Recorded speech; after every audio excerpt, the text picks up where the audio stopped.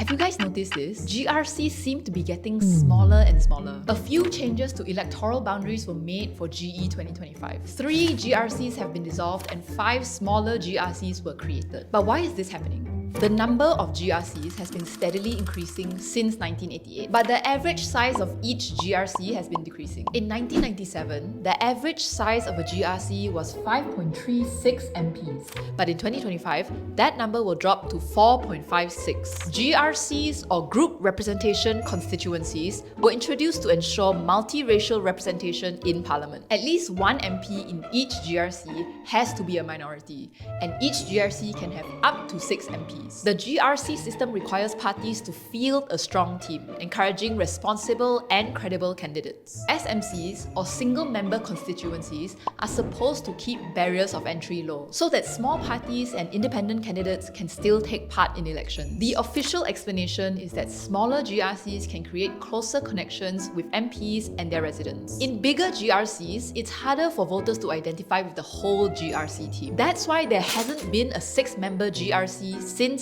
GE 2020. While GRCs are getting smaller, they probably won't go away soon and will continue to form the basis of Singapore's electoral system. But the GRC system also has its critics. Some common arguments against it include it gives an advantage to bigger, more established parties that are able to easily form teams. People also tend to vote for the most popular MP within GRC teams, not for the entire team as a whole, giving newer candidates a complementary entry pass into Parliament. Many have called for the GRC system to be abolished, but they were ultimately unsuccessful. So if you're not sure which GRC or SMC you'll be voting in, you can check in the article below.